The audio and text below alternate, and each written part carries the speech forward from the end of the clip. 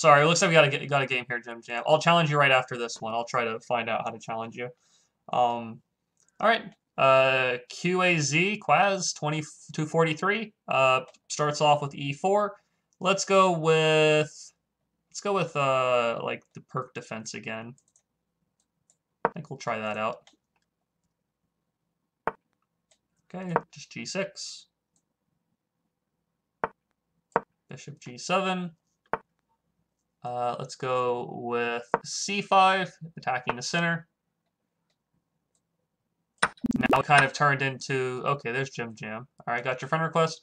Now we kind of turned it into a Sicilian defense, like a kind of a dragon situation, but the pawn's on C4. All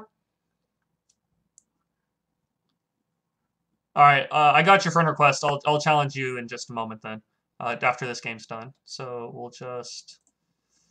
we're going to play Queen A5, threatening to take E4, and we're also threatening the bishop on G5, so we'll see what he does against that.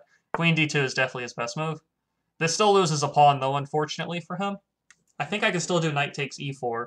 Knight takes, trade queens, and then take the D4 knight.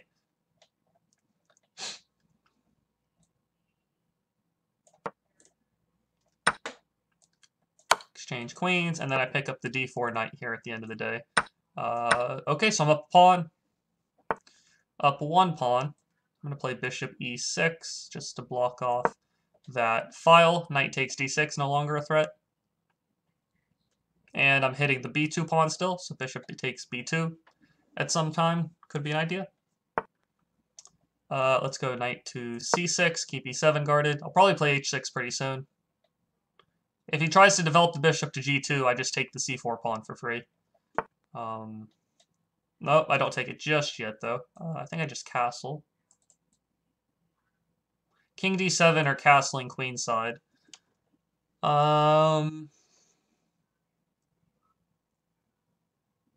How did I get down to 800? You have a base rating of 1200 when you very first start. I resigned against the computer a lot of times. So I wasn't trying to boost somebody else's rating. I resigned against the computer and kind of boosted the computer's rating a little bit. King D7 or castling queenside. I'm gonna castle queenside. We have ideas of D5. If he plays like B3, I'll play D5 and open up this D file. I'm gonna probably play D5 no matter what, anyways. He wants to take the knight, so he can take the E7 pawn though. I think we're just gonna guard that really quick. Guard that. Take C4 next move, probably. Take D5 is also okay. Even better, though, looks like a free F2 pawn. I've never played chess before. Where do I start? Where would you start?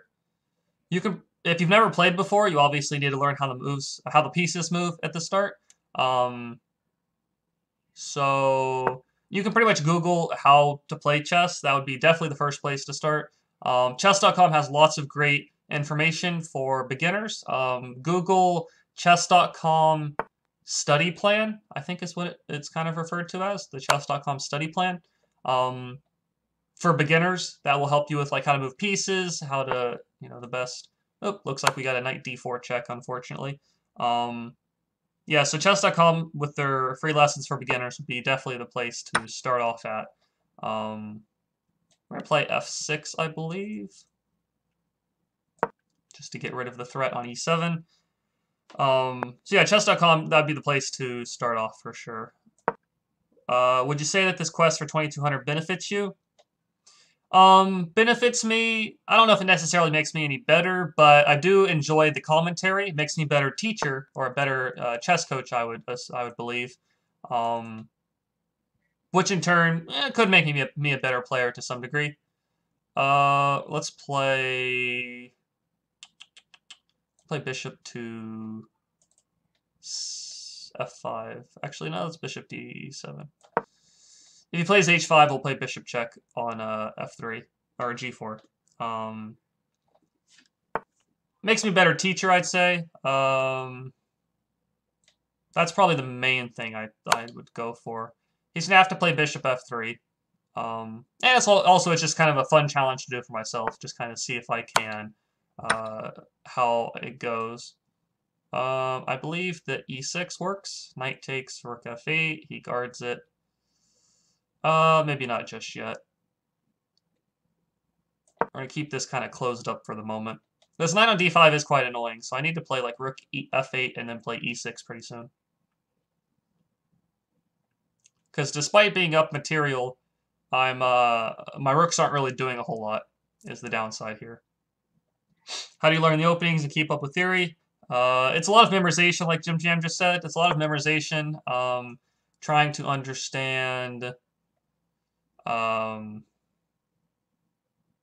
here. Yeah, okay, so e6 works here. A lot of memorization for sure. That's probably the main thing. If he takes the pawn, I'll play rook f8 to pin the knight, and then bishop c3 to come attack the pin piece.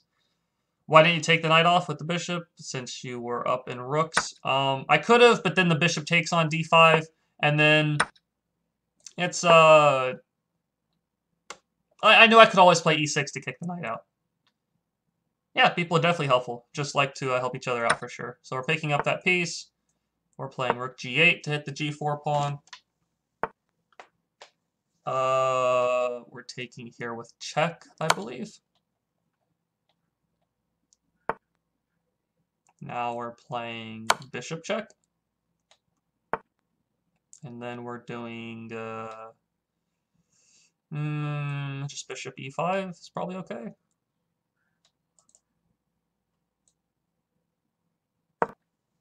We'll play d5 next move, most likely, to open up the rooks. Am I following the Norway chess? To some degree. Not as much as I probably could, but I am keeping up with the news a bit.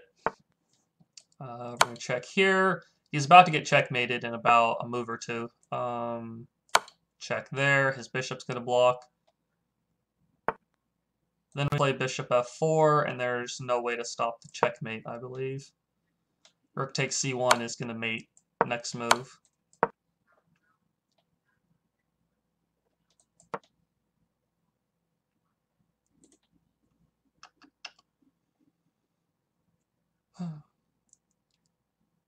Can't say I'm too helpful. I'm just getting free lessons. Yeah. Yeah, so make sure if you're trying to get into Chess Launchpad, Google chess.com beginner lessons or something like that. That'll definitely help you to get into it. Yeah, at this point, there's just no way to stop the checkmate. He's going to have to just, like, if he wants to live one more move, he's going to have to sacrifice the rook on b7 with check, but that's not going to make a difference.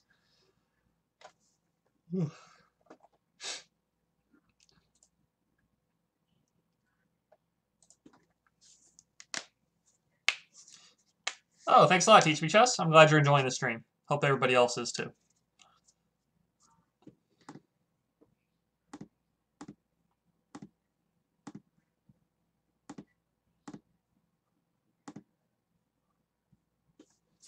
So what's today? Today is the 17th, I believe.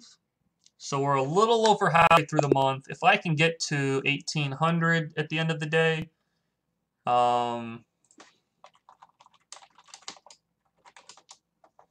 let's analyze this one here real quick. Yeah, I guess he's just letting the clock run down. Not the most sportsman thing in the world, but whatever.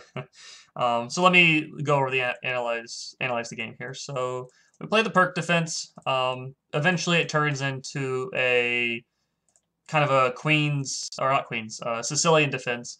Bishop g5 here is kind of a mistake in my opinion, because queen a5 is pretty strong. I threaten to take here, I threaten to take here. He has to go back to d2. That's the only move I think that works out. It keeps the bishop safe, and I can't take here anymore because he takes and attacks my queen.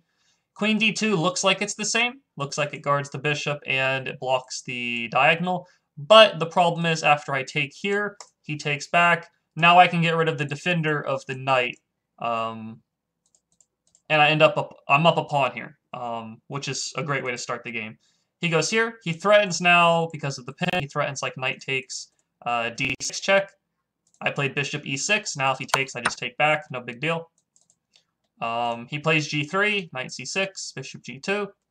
I still can't take this pawn because of the same exact problems. So I decided to castle. Now I am threatening the pawn. He played knight c3. If I take the pawn now, I guess he can take, and then maybe he picks up the e7 pawn. This is still fine for me. But I just decided to keep this pawn defended. He played b3. I picked up the f2 pawn, so I'm up 2 pawns now. Rook e2, retreat, knight here, check. King c2, of course, is a mistake because of the check. He needs to play king d1 or something like that. And I'm still up 2 pawns. Actually, king d1's a mistake too. Bishop g4 just pins the rook. He has to play like king c1 in order to stay in the game. King c2, though, just allows the fork. f6. I could, like somebody said, I could take here. This would have also been perfectly fine, I guess. Kind of the same exact stuff going on here. I figured I could also just kick the knight out with e6. I didn't think that would be too difficult either. I do like to kind of keep the bishops here. The bishops are nice, and once I start opening the position more. h5, check. We trade off bishops. g5, e6. This is a poisoned pawn. If he takes it, he'll end up losing the knight, which he does. He can play take here to guard it, or he can play bishop d4 to guard it. The way he did, now I can play bishop c3 to attack the knight and win it.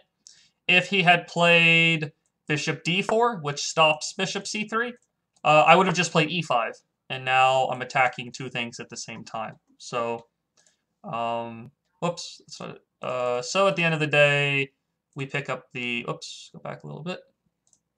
We eventually pick up the piece, and now we're up a full rook. It's just kind of about converting the win. And he ends up just letting his time run out here, despite having, I have checkmate next move.